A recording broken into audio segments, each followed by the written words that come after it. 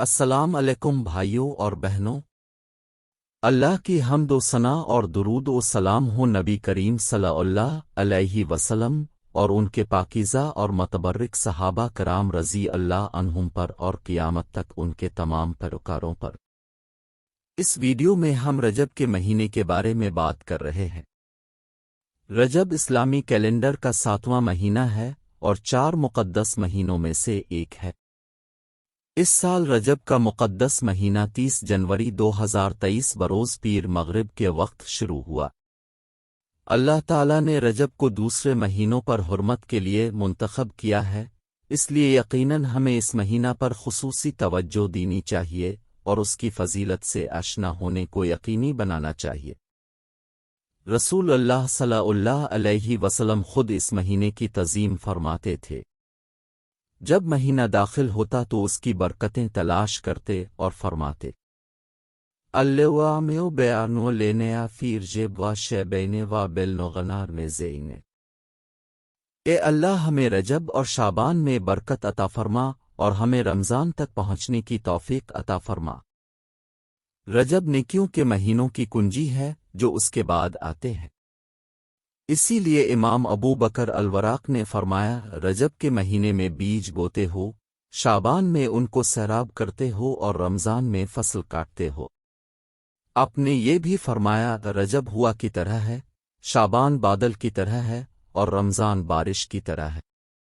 رجب وہ مہینہ تھا جس میں نبی کریم صلی اللہ علیہ وسلم کے والدین کی شادی ہوئی تھی، اور وہ مہینہ جس میں سیدہ آمنہ رضی اللہ عنہا بہترین مخلوق سے حاملہ ہوں۔ اکثر علماء کا کہنا ہے کہ اسراء رات کا سفر اور معراج عرش رجب کی 27 شب کو ہوئی۔ یہ وہ رات تھی جس میں رسول اللہ صلی اللہ علیہ وسلم کو اللہ کی طرف سے ایک مخلوق کو ملنے والی سب سے بڑی عزت ملی۔ جب ایک عالم دین بیمار ہوا تو اس نے کہا، میں نے اللہ سے اپنی موت کو رجب کے مہینے تک مؤخر کرنے کی درخواست کی ہے، کیونکہ میں نے سنا ہے کہ اس مہینے میں مرنے والے کو آگ سے بچا لیا جاتا ہے۔ اللہ تعالیٰ نے ان کی دعا قبول فرمائی اور رجب میں وفات پائی۔ علماء کرام رجب کی پہلی رات کو اللہ کی طرف رجوع کرنے کی ترغیب دیتے ہیں۔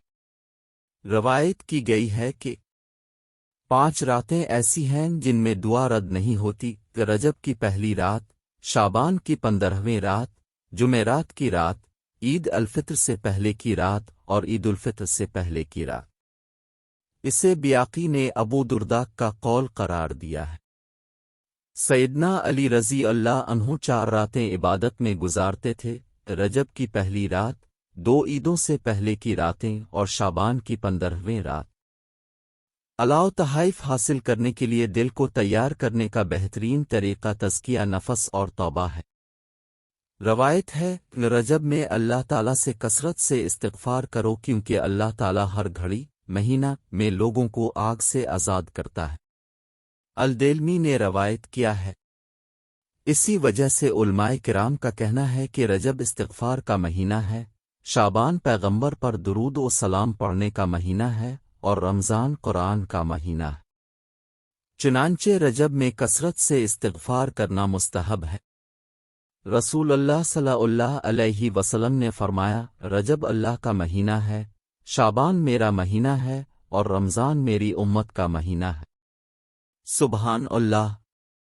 یہ اعزاز حاصل کرنے کے لیے ایک عظیم اعزاز ہے، اور اس میں کوئی شک نہیں کہ ہمیں اس مہینے پر خصوصی توجہ دینی چاہیے جو اس اعزاز کا حامل ہے۔ ہمارے نیک اعمال کا اجر مقدس مہینوں میں کئی گنا بڑھ جاتا ہے، اس لیے زیادہ سے زیادہ نیک اعمال کرنے کی سفارش کی جاتی ہے۔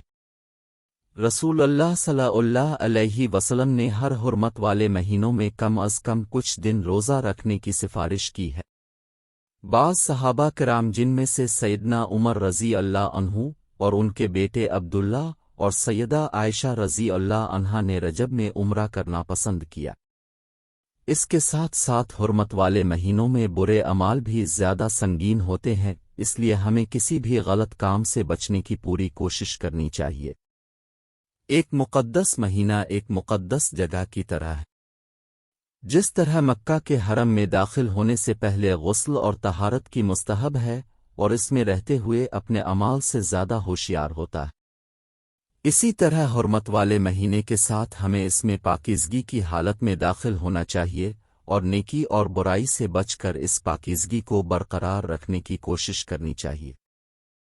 اے اللہ ہمیں رجب اور شعبان میں برکت عطا فرما اور ہمیں رمضان تک پہنچنے کی توفیق عطا فرما۔